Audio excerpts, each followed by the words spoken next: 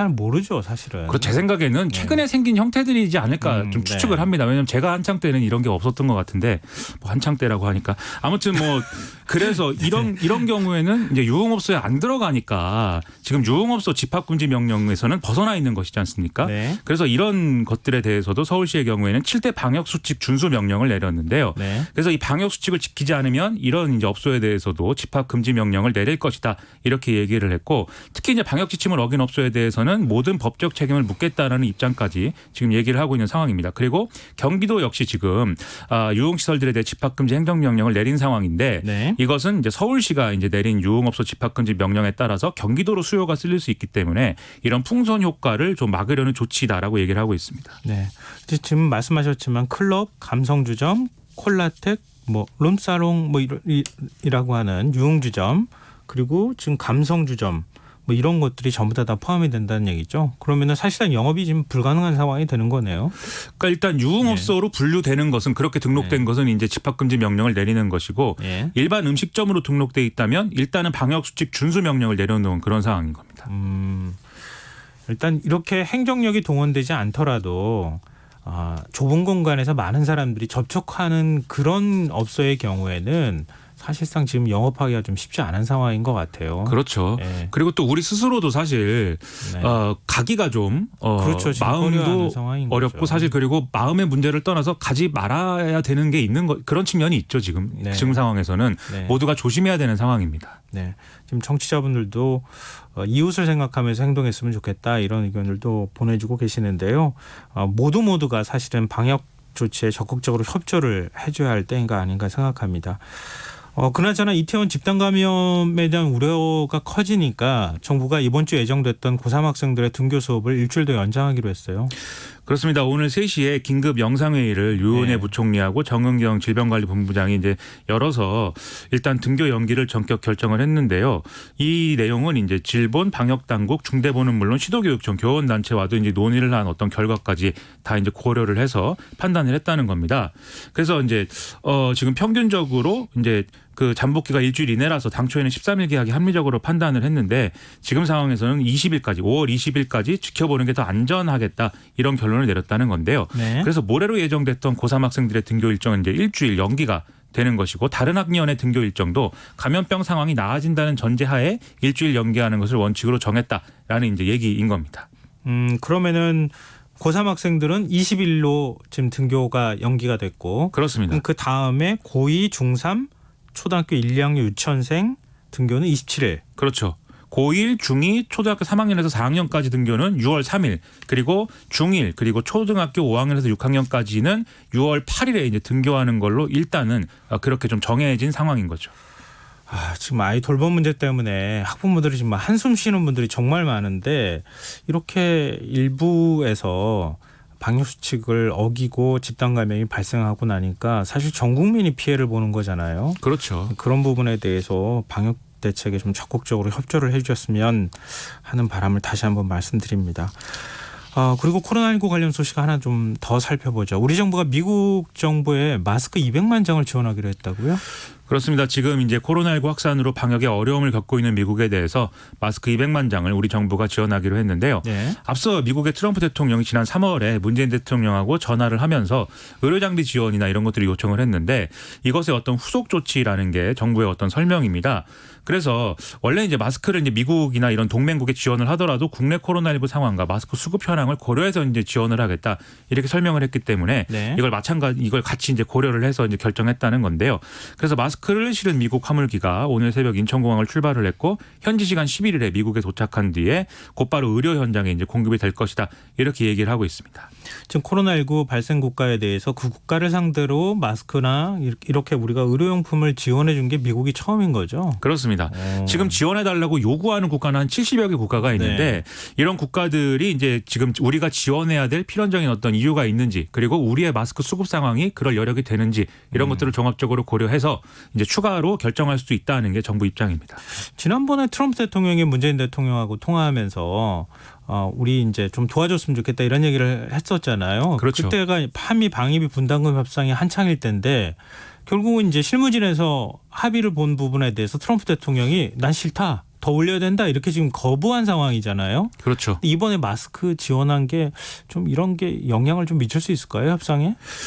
이게 참 방위비 분담금 협상이 방위비 분담금으로 이제 한정돼서 논의가 돼야 되는데 네. 굉장히 트럼프 대통령의 지금 정치적으로 어려운 상황이라든가 네. 그리고 자기가 내는 어떤 메시지에 어떤 뭐 정치적 의미라든가 이런 것들이 다 겹쳐지다 보니까 사실 얼마나 진행이 되는 거냐 이게 사실은 뭐 깜깜이인 상황이죠. 그래서 최근에도 트럼프 대통령은 계속 한국이 더 많은 돈을 내야 된다. 그리고 또 내기로 했다. 뭐 이런 주장들을 공개적으로 이제 해왔는데 어쨌든 이런 상황에서 우리가 마스크 지원을 또 결정을 했기 때문에 뭔가 그동안에 이제 방위비 분담금 협상으로 인해서 한미 동맹이 뭔가 흔들린다. 한국과 미국 사이가 벌어진다. 이런 문제를 이제 좀 어느 정도 이런 우려를 해소할 수 있는 이런 기회가 될 것으로 이제 생각이 됩니다. 네. 또 이제 지금 미국의 경우에는 이 코로나19 사태에 대해서 중국 책임론을 굉장히 강하게 주장을 하면서 네. 원래 이제 한국, 대만 그리고 뭐 호주 등등의 원래 동맹국들 있지 않습니까? 그런 동맹국들과의 어떤 관계 강화 이런 것들의 필요성을 얘기하고 있는 부분도 있거든요. 그래서 이런 점들에 대해서는 일부 우려 해소가 가능한데 또 트럼프 대통령의 특성상 이런 걸 이제 근거로 해서 방위 분담금 협상에서 또 이걸 고려하겠느냐 그거는 좀 지금으로서는 장담할 수 없는 문제가 아닌가 이런 생각입니다. 네, 일단 좀 부정적으로 평가하고 계시는군요. 자, 화제를 좀 바꿔보겠습니다. 문재인 대통령이 어제 취임 3주년을 맞아서 대국민 특별연설을 했는데 어떤 구상이 나왔는지 간략하게 좀 정리를 해 주시죠. 일단 코로나19 사태에 대해서 이제 정면 돌파를 한다 이런 의지를 강조를 했고 네. 장기전에 대비해서 질병관리본부를 청으로 승격시키고 감염병 전문병원을 설립하는 등의 이 방역 시스템 정비를 얘기를 했습니다. 그리고 이제 좀 남북 협력 추진 이런 것들도 좀 방역 협력과 남북 철도 연결 등 그동안에 제안했던 것들은 여전히 유효하다라면서 코로나19가 진정되는 대로 북한과 대화를 이제 재개할 것이다 이렇게 밝혔습니다. 근데 무엇보다도 이제 가장 많은 이제 관심이 쏠린 것은 최근에 이슈가 된 전국민 고용보험제와 관련해서 단계적 추진을 공식화했다. 이 얘기인 건데요. 네. 그래서 뭐 계속 이제 말씀드리듯이 지금까지 이제 어떤 코로나19의 어떤 피해 때문에 경제적으로 이제 어려운 상황이 이제 되고 있고 그러다 보니까 실업이 많이 발생하기 때문에 이런 전국민 고용보험이 필요하다. 그런데 여기에 대해서 재원 대책의 문제라든지 형평성의 문제라든지 기준의 문제라든지 이런 것들이 불거지고 있으니까 먼저 쉬운 것부터 이제 하겠다라는 게 단계적 추진의 내용이거든요. 그래서 지금 상황에서 아마도 좀 국회에서 논의가 되고 있는 특수고용 노동자와 예술인에 관련한 이런 고용보험의 사각지대를 먼저 해소한 다음에 그다음에 이제 자영업자와 관련된 이런 고용보험의 문제를 좀 해소하겠다라는 이런 단계적인 어떤 좀 구상을 밝힌 것이다. 이렇게 볼 수가 있겠습니다. 그리고 이제 고용보험으로 커버가 되지 않는 부분에 대해서 또 국민취업지원제도를 시행해서 네. 또 이제 보조를 할 수 있다. 이런 구상도 밝혔는데요. 이걸 이제 좀 구직을 이제 원하는 이제 계층에게 구직 수당으로 이제 좀 소득을 지원하는 이런 제도입니다. 그래서 이것도 이제 국회에서 이제 법안 처리나 이런 것이 필요한 부분인데 그런 걸 이제 앞으로 추진하겠다 이런 의지를 밝힌 것입니다. 네, 이제가 고용노동부 장관도 오늘 비슷한 얘기들 지금 말씀하신 내용들을 그대로 좀 얘기했다고 볼 수 있을 것 같은데요. 국회 차원의 논의가 제일 중요한 거 아니겠습니까? 어찌됐든 법을 바꿔야 되는 문제잖아요. 그렇죠. 오늘 이제 국회 환노위에서 고용노동 소위 전체회의가 이제 진행이 순차적으로 됐는데 여기서 일단 고용보험법 개정안과 구직자 취업 촉진 및 생활안정지원법 이런 것들이 이제 통과가 됐습니다. 그래서 일단은 이제 좀 이제 고용보험 적용 대상 확대와 그다음에 국민취업지원제도 도입 이런 것들은 이제 상임위 차원에서 이제 해소가 된 건데요. 네. 방금 말씀드린 국민취업지원제도는 저소득층 구직자에게 월 50만 원씩 최대 6개월간 구직 촉진 수당을 지급한다. 그리고 내년 1월 1일부터 지급한다. 뭐 이런 내용입니다. 그 부분에 대해서는 지금 합의가 어느 정도 된 거죠. 상임위 차원에서 소위에서. 그렇습니다. 그러면 이제 전국민 고용보험 문제가 남아 있는 거 아닙니까?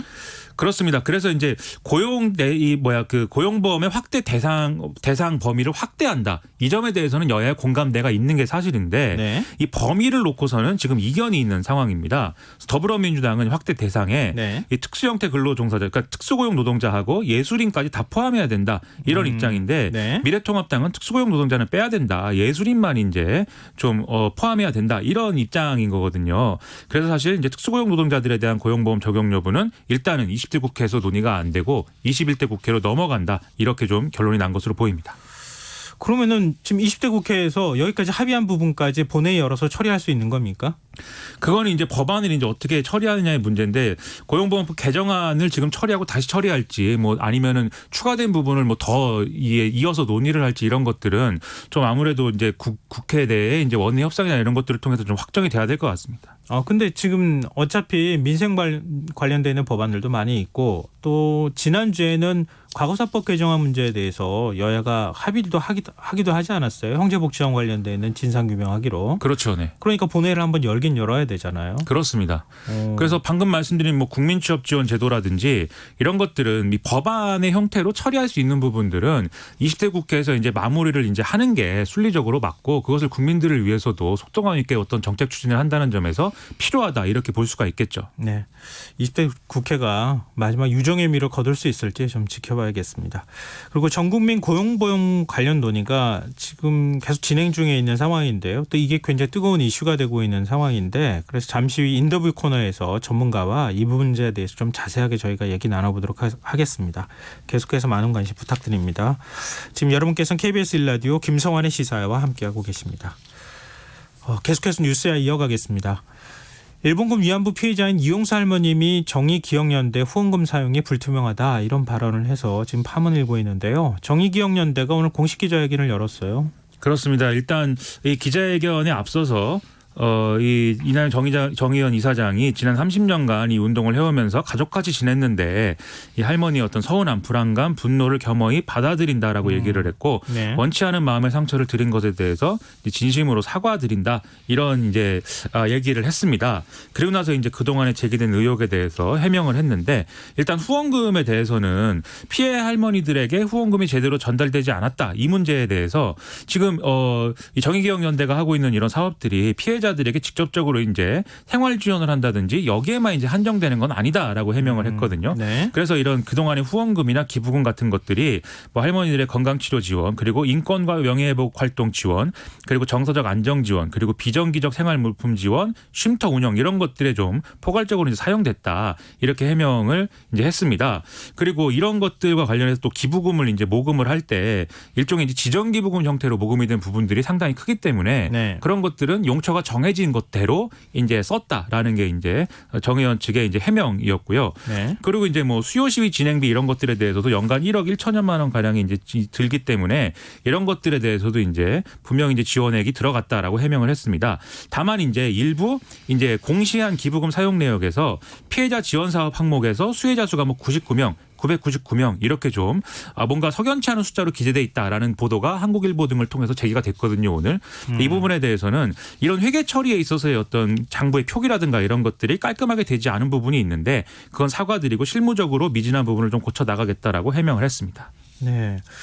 지금 이제 언론 보도를 통해서 알려진 게 4년 동안에 49억 정도의 후원금을 받았는데 그중에서 한 20%가 안 되는 금액을 일본군 위안부 피해자 할머님들한테 지원을 했다 이렇게 얘기를 했는데 오늘 이제 정의기억연대의 경우에는 최근 3년 동안 지정기부금을 빼고 22억 정도를 받았는데 그중에서 한 40% 넘게 피해자 할머님들을 지원하는 데 사용했다. 그렇습니다.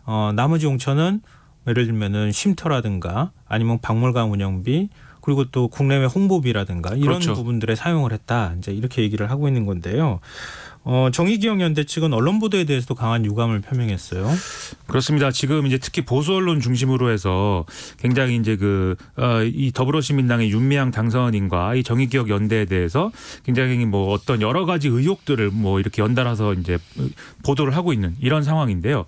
이나영 이사장이 이제 지난 30년간 피해자 활동가들 일궈낸 세계사적인 인권 운동사를 이런 식으로 훼손할 수가 있느냐 하면서 그동안 과거에 아무도 문제 제기를 하지 않을 때부터 용감한 피해자와 헌신적인 활동가 연구자들이 이 운동을 이제 만들어 온 것인데 과연 이런 언론이 그 역사를 알고 이런 보도를 하는 것인지 의문이다 이렇게 또 주장을 했습니다. 특히 이런 주장을 한 것에 어떤 배경이 되는 보도는 이제 그 이용수 할머니가 또 지적한 부분이기도 한데 2015년에 한일 위안부 합의 당시에 일본 정부가 화해치유재단을 통해서 10억에 이제 지급하도록 했다는 것을 윤미향 당선인이 미리 알고 있었다. 이 부분과 관련된 것인데요. 네. 어쨌든 이런 부분에 대해서도 계속 이제 꼬리를 물고 또 의혹 보도가 이어지고 있는데 일단 화해치유재단 기금의 수령 여부는 전적으로 이제 피해자 할머니들이 결정을 했고 네. 그래서 받은 분들이 이제 있고 그래서 거부한 분들도 있는 상황인데 그것을 통해서 이제 어떤 뭐 할머니들을 이용해서 이러한 정보를 사전에 알려주지 않았다든지 하는 어떤 의혹 제기라든지 그런 것들은 좀 근거 없는 것이다라고 해명을 했습니다. 지금 정치권에서는 윤미향 당선인과 관련되는 의혹을 적극적으로 제기하고 있는 상황이죠. 그 내용은 어떤 겁니까? 일단 오늘 조혜진 미래통합당 당선인이 이제 CBS 라디오 김현정의 뉴스쇼에 나왔는데 네.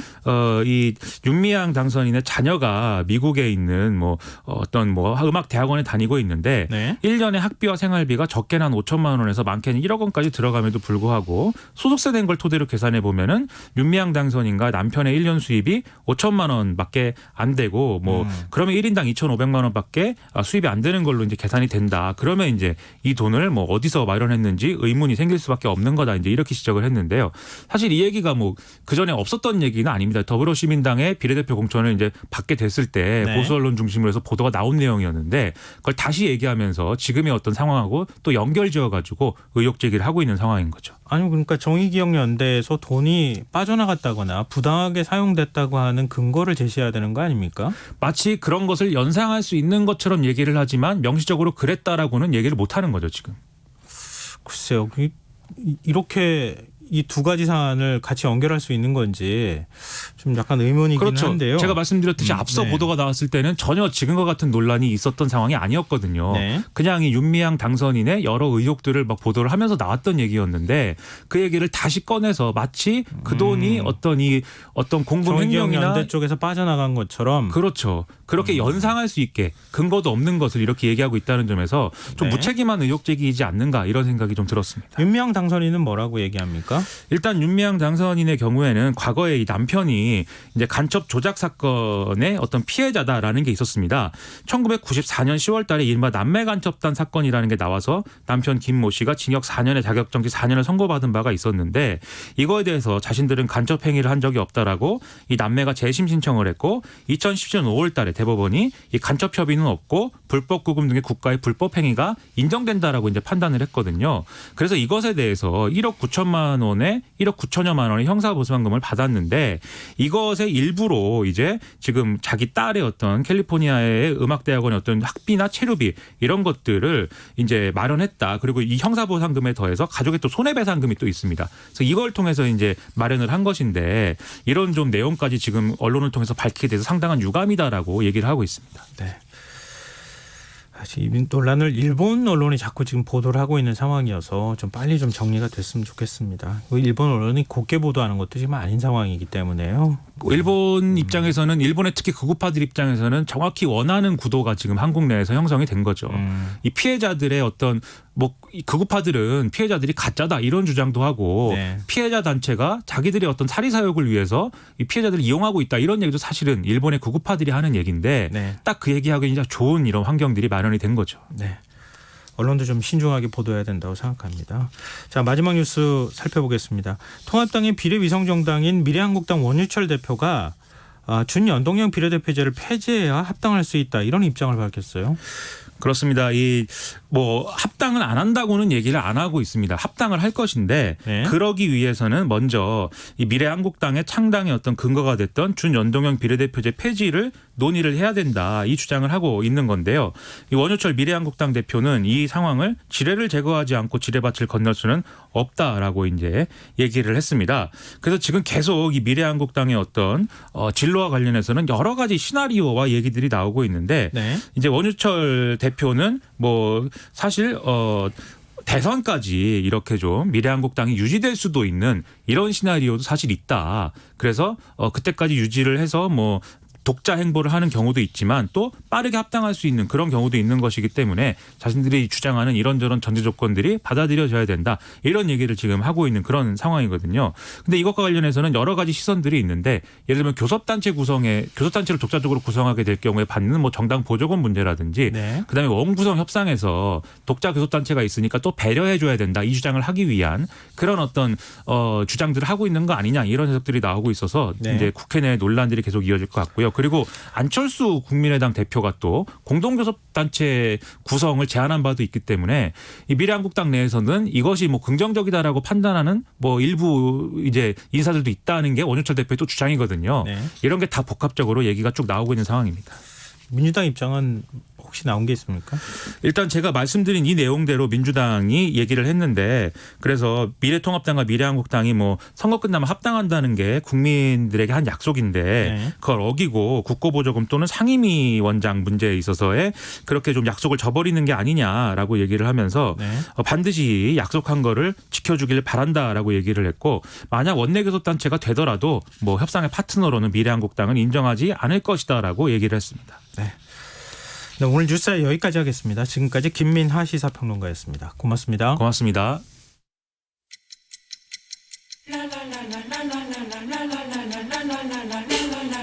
바쁜 당신을 위해 준비된 밤 시사야. 시사평론가 김성환과 함께합니다.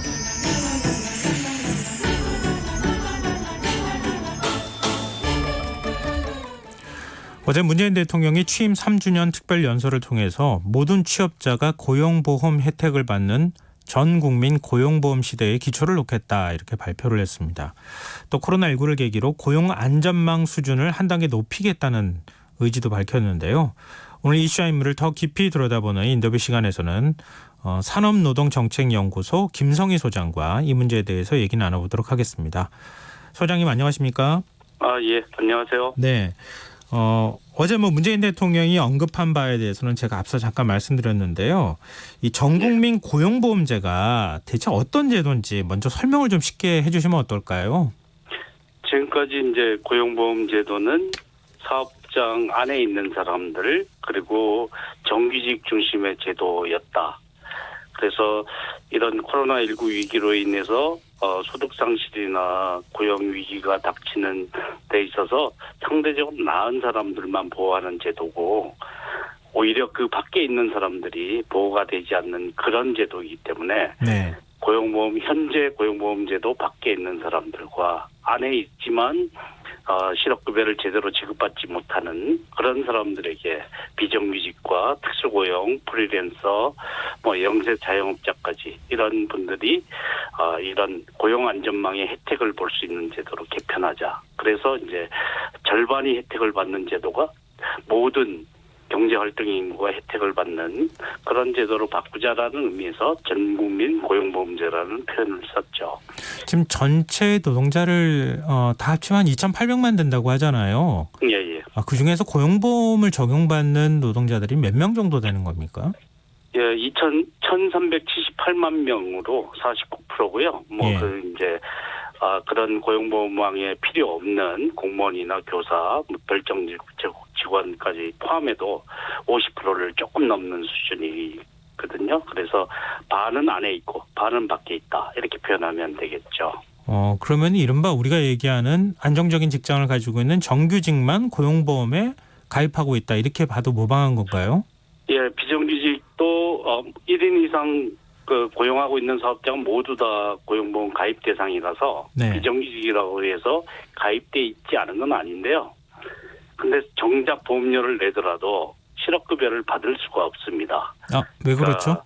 18개월 동안 6개월 이상 고용보험에 계속 가입하고 있어야 되는데 그 요건을 비정규직은 이제 직장 이동이 작고 실직이 작고 이런 경우에 그 요건을 채우지 못해서 보험료를 내더라도 받지 못하는 경우가 발생할 수 있죠.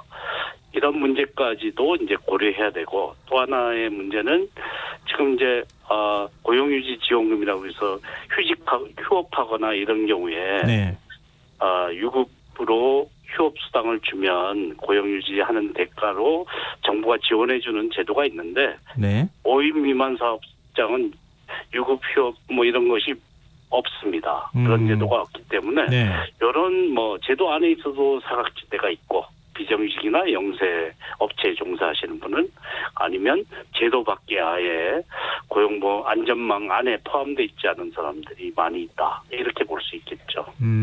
근데 사실은 이런 문제는 이게 어제 오늘 문제는 아니잖아요. 계속 지속되어 왔던 문제인데 코로나19 사태에 전국민 고용보험제라고 하는 그 어떤 도입 의지를 정부가 밝힌 데에는 어떤 의미가 있다고 보시는 겁니까?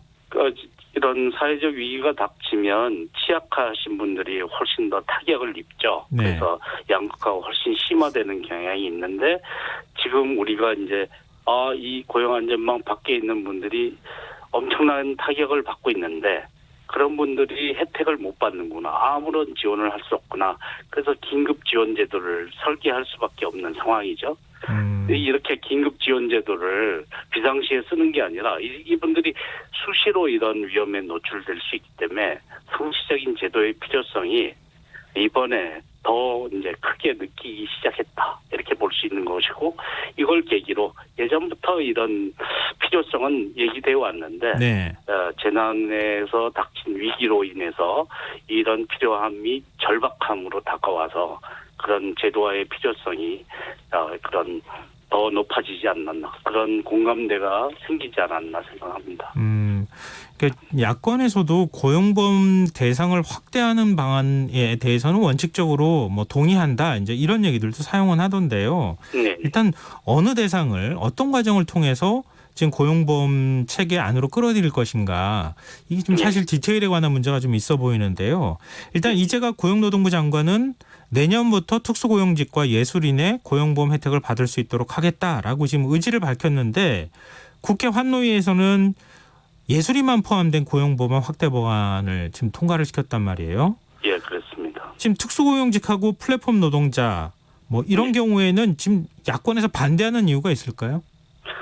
그렇죠. 예, 특수고용 프리랜서 예술인 플랫폼 노동자 이게 이제 영세 자영업까지 이제 겹치는 부분이 다 존재하는데요. 네. 같이 묶어서 고민해야 되는데 예술인만 통과시킨 것은 사실 상당히 지역적인 부분만 그분들을 위해서는 필요하지만 지역적 더 큰 범위의 사람들을 제외시킨 것인데 네. 특수고용은 이제 논란의 여지가 많습니다. 그래서 재벌 대기업이 다 관련돼 있는 사안이거든요. 보험 모집인, 예, 학습지 교사, 화물 기사, 택배 기사 이런 분들이 그건 이제 좀 다르지만 대리기사, 퀵 기사 같은 경우에는 재벌은 아니지만 네. 그런 오래 영위했던 이런 사업자들이 영향력을 행사하는 바가 매우 큰데요. 지금은 이제 이분들이 임금 노동자냐, 자영업자냐 논란의 여지가 계속 벌어졌습니다. 네. 98년 이후로 계속 벌어졌다고 할 수 있는데요. 그 문제를 정리하지 않고 그것과 별개로 노동자인지 여부, 자영업자인지 여부와 판단을 별개로 고용보험법상에서만이라도 이분들이 위험에 훨씬 더 노출될 가능성이 큰 분들이니까 네. 고용법상에서만이라도 이분들을 따로 떼자라는 거에 대해서 이것이 이제 근로기준법상의 노동자성이나 노조법상의 노동자성 판단에 영향을 줄 것을 염려해서 그것을 이제 야당에서 저해서 이렇게 세부적인 논의가 더 필요하다는 그런 핑계를 댄 것 같은데요. 대규모 기업에 대한 이해관계에 자유롭지 않은 것의 반영이다 이렇게 판단할 수 있을 것 같습니다. 좀 더 쉽게 풀어서 얘기를 하면 택배 노동자들의 경우에는 택배 기사의 경우에 지금 개인 사업자로 분류가 되고 있는데 예. 만약에 고용보험에 가입할 수 있는 자격이 부여가 되면 그러면은 사용자하고 일종의 고용관계가 맺어진 것처럼 될 수 있다. 이걸 지금 사용자들이 우려하고 있다는 건가요? 예, 그렇습니다. 그런 걸 염려하는 건데 그것과는 별개로 고용보험법상의 보호의 필요성이 있는 문제와 등기법상의 노동자 인지 여부에 대한 판단은 별개로 하자. 이 논의를 하는 것인데 그것에 암묵적으로 영향을 줄 것이다. 이런 염려를 좀 과도하게 하고 있는 것이 아닌가 생각이 듭니다.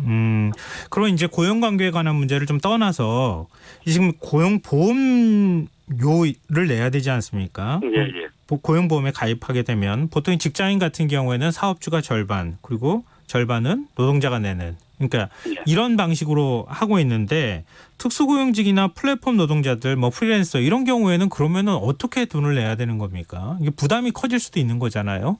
예, 옛날에는 전화로 전화 방식으로 이제 운영이 됐다면 지금 디지털화 다 돼 있지 않습니까? 그리고 네.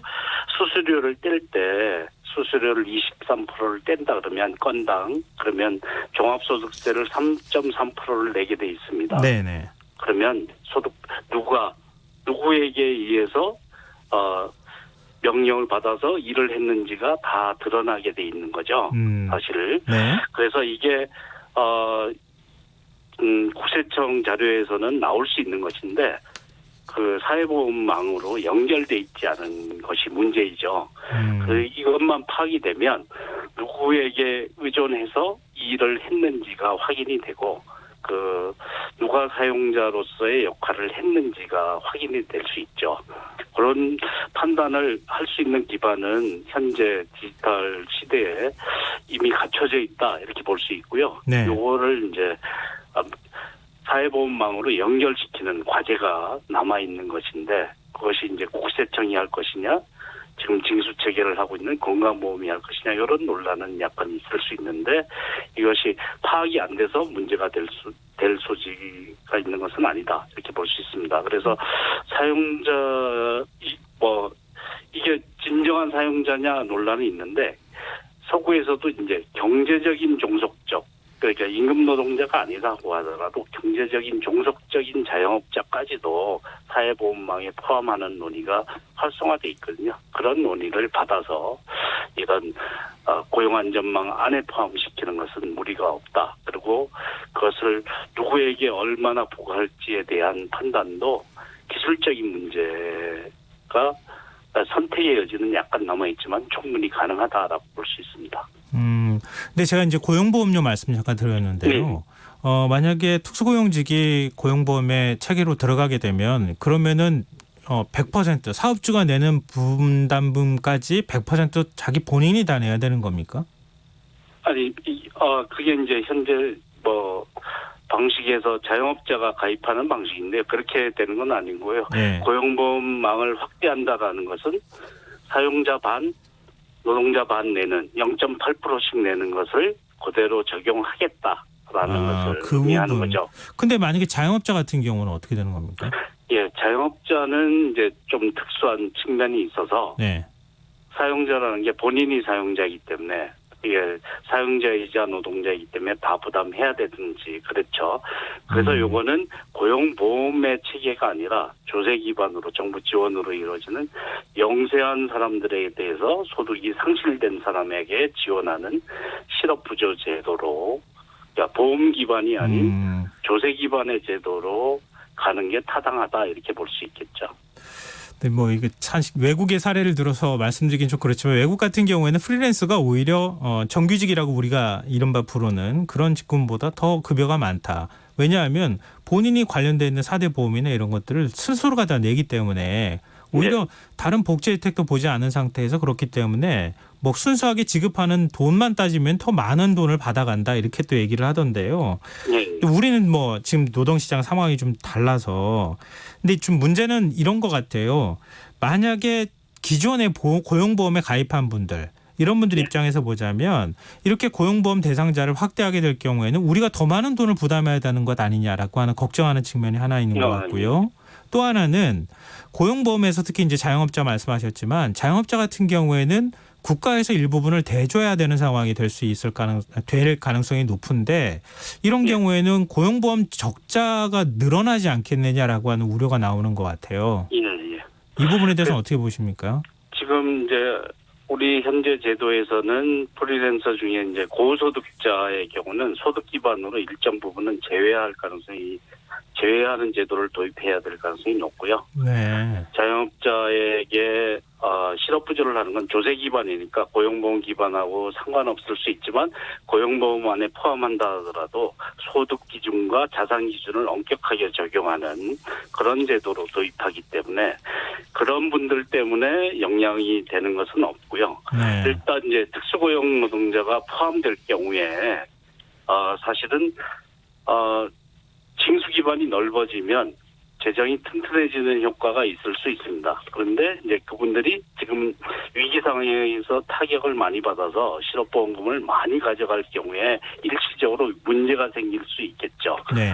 그런 문제는 생길 수 있는데 이게 사회보험이라는 것이 위험을 보험의 원리만 내가 낸 만큼 가져가는 원리만 적용되는 게 아니라 더 위험에 처한 사람에게 재분배를 해주는 그런 기능을 가지고 있는 거기 때문에 징수 기반이 넓어져서 재정이 튼튼해지는 효과와 함께 그런 위험한 사람들에게 긴급 지원금으로 뭐 엄청난 돈, 우리가 제도로 도입하는 것 이상으로 돈을 투입해야 되는 경향이 있거든요. 네. 그것에 비교해 봤을 때는 어차피 그것이 이제 조세 기관에서 나와야 되는 건데 네. 고용보험료에서 또 이렇게 같이 재분배 기능을 가지고 더 위험한 사람에게 네. 분산해 준다라는 네. 그런 취지, 사회보험의 원리를 뭐 이렇게 이해하는 것이 중요하다 생각이 들고요. 네네.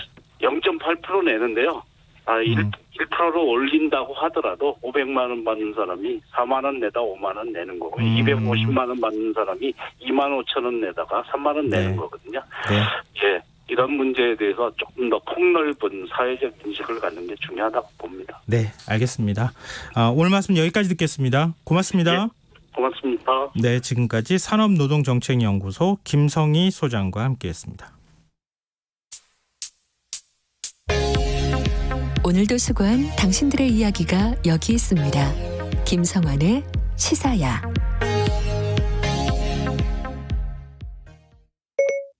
시사야, 네, 저 여기 있어요. 오늘 하루 AS 해줘. 네, 더 알고 싶은 이야기, 놓쳤던 뉴스 제가 알려드릴게요.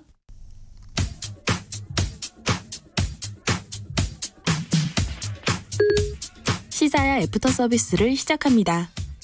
서울 이태원 클럽 방문자와 관련된 코로나19 확진자가 크게 늘고 있습니다.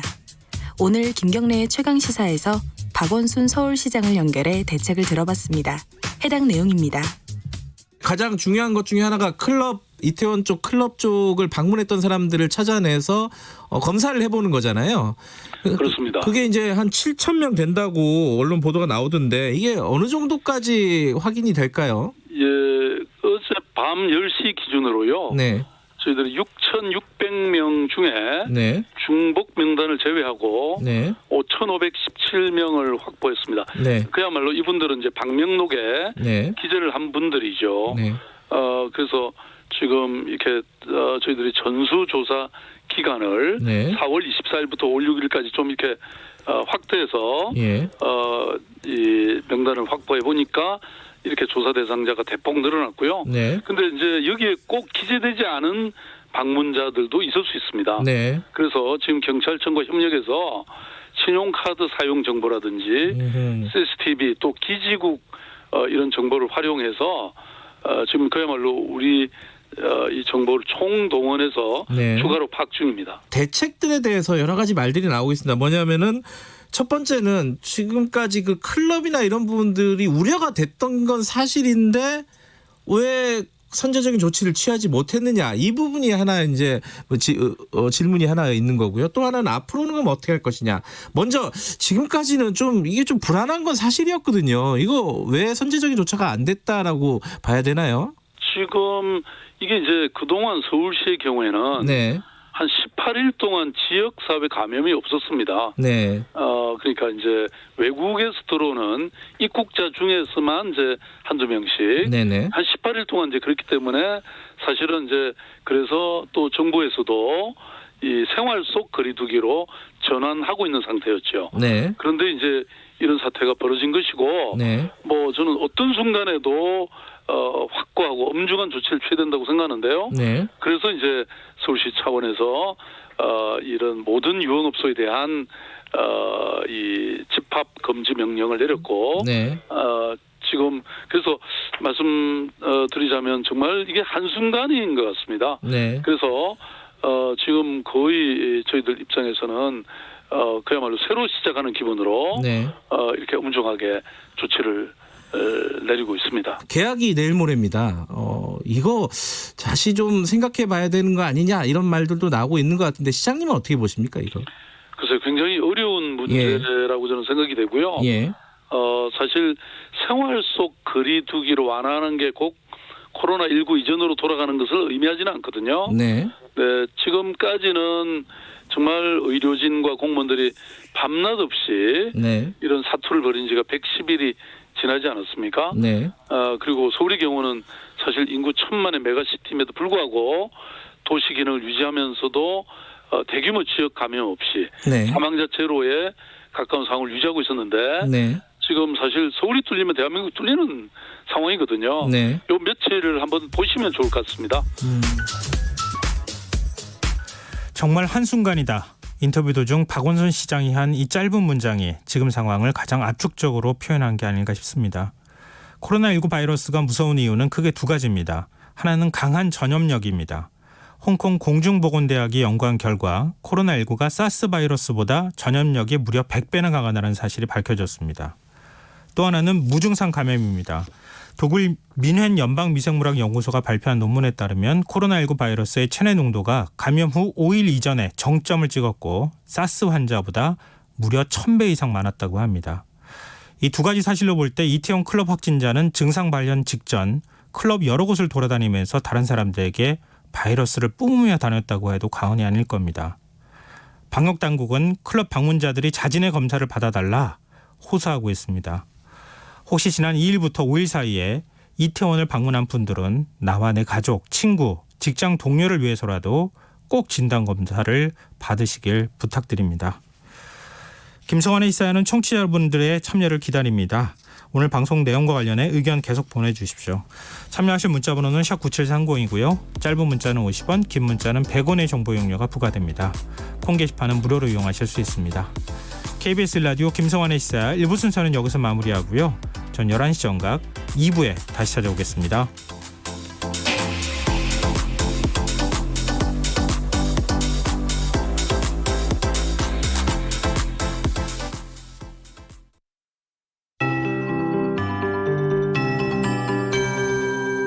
KBS 58분 날씨. 현재 서울, 경기도와 강원, 영서, 북부, 충남 지방에서 비가 내리고 있고 특히 충남 서해안 지방에는 천둥, 번개가 치는 곳도 있습니다.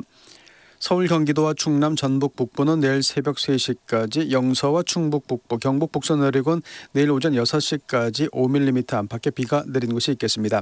특히 서울, 경기도와 영서, 충청도 북부 지역에는 돌풍과 함께 천둥, 번개가